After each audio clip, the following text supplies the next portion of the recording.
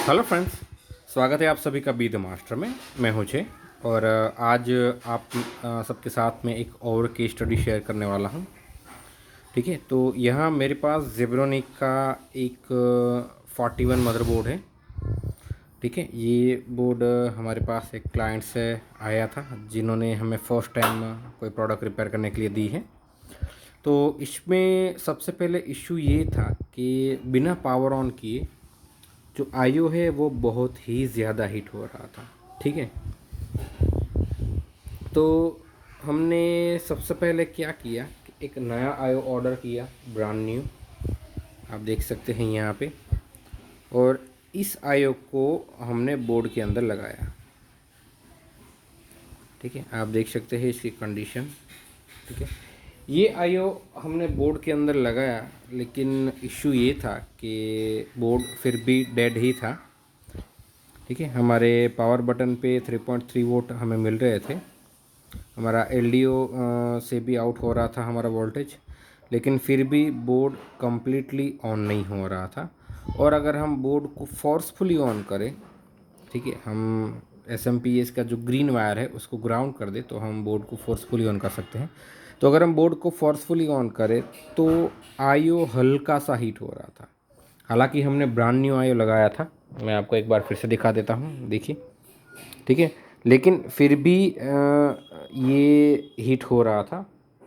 तो फिर हमने क्या किया कि एक पुराने बोर्ड से, जो कि चाइना का 945 है, रियो का मदरबोर्ड। ठीक है, ये इस मदरबोर्ड से हमने आईओ निकाल लिया और ये बोर्ड 100% वर्किंग था।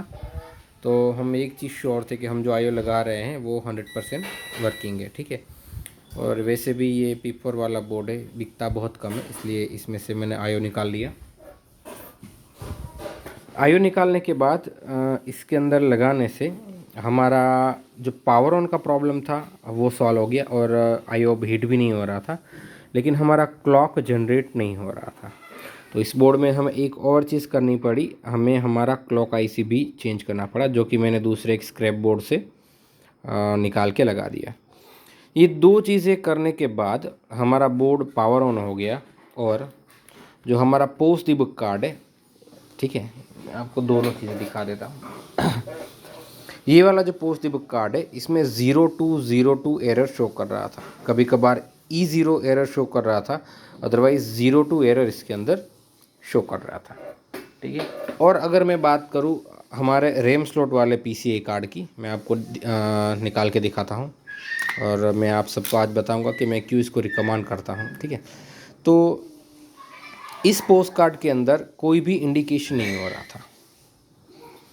ठीक है, तो जब आप रैम स्लॉट पे चेक करोगे तो आपको पता चलेगा कि VDD SPD करके जो सिग्नल है वो मिसिंग है, क्योंकि अगर वो सिग्नल प्रेजेंट होगा तो इस पोस्ट कार्ड में यहाँ पे हमें कुछ ना कुछ तो देखने को मिलेगा। ठीक है, लेकिन इस पोस्ट कार्ड में यहाँ पे लाइट ही नहीं हो रही थी, तो इसका सीधा सा मतलब है कि हमारा VDD SPD मिसिंग है। तो बहुत सारे लोग ये वाला पोस्ट कार्ड प्रीफर करते हैं या फिर PCI स्लॉट पे लगाने वाले कार्ड प्रीफर करते हैं, लेकिन ये जो रैम स्लॉट वाला पोस्ट कार्ड आता है ये बहुत ही बढ़िया होता है। बेसिकली हमें करना क्या होता है कि भाई मान लो कि ये DDR3 रैम है, तो इसकी पिन नंबर 236 पे हमें SPD VDD मिलना चाहिए 3.3 वोल्ट। तो हम मैन्युअली भी चेक कर सकते हैं। आपको पता ही होगा कि DDR3 रैम को ऑपरेट होने के लिए 3 वोल्ट मैंडेटरी है। एक तो उसको चाहिए जो रेगुलर वोल्टेज हमें मिलते हैं 1.5 वोल्ट, ठीक है, जिसे हम VCC या फिर सप्लाई वोल्टेज भी कहते हैं। दूसरा एक वोल्टेज होता है VTT वोल्टेज, जो कि हमारे सप्लाई वोल्टेज से आधा होता है, जो कि इस केस में होगा 0.75। और अगर तीसरे मैंडेटरी वोल्टेज की हम बात करें तो वो है हमारा VDD SPD, जो कि 3.3 वोल्ट होगा। ठीक है, अगर आपको सप्लाई चेक करनी है तो आप 51, 54, 57, 60, 62 इनमें से किसी भी पिन के ऊपर जाके चेक कर सकते हैं। और अगर आपको VTT चेक करना है तो ये बहुत ही ज़्यादा सिंपल है।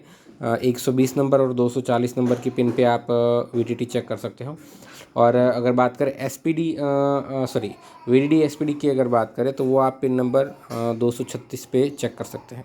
ठीक है, तो कई बोर्ड में ऐसा होता है कि VDD SPD मिसिंग होता है, तो अगर आप ये पोस्ट कार्ड यूज़ कर रहे हो तो आपको फ़ौरन पता चल जाएगा कि VDD SPD मिसिंग है। ठीक है, तो जिन लोगों के पास ये पोस्ट कार्ड नहीं है उनको ये वाला पोस्ट कार्ड परचेस कर लेना चाहिए। ये DDR3 और DDR4 के लिए कम्बाइन है। इस पर आप एक एडिशनल कन्वर्जन कार्ड भी लगा सकते हैं जो कि PCI एक्सप्रेस या फिर PCI स्लॉट पे लगेगा, लेकिन मैं उसका इस्तेमाल नहीं करता। तो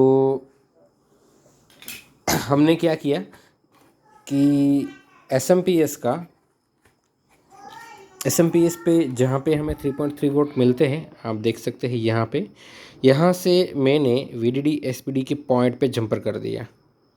ठीक है, अब इतना करने के बाद जैसे ही हमने पावर ऑन किया हमारा बोर्ड कम्प्लीटली ऑन हो गया, लेकिन डिस्प्ले आने में थोड़ा डिले कर रहा था।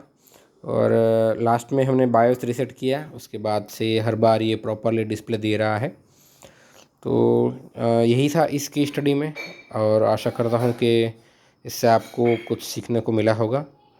और आप ऐसे ही इंटरेस्टिंग वीडियोस देखना चाहते हैं केस स्टडीज़ के, तो आप हमारी चैनल को ज्वाइन कर सकते हैं। और आशा करता हूँ कि इस वीडियो से आपको कुछ सीखने को मिला होगा। Thanks for watching.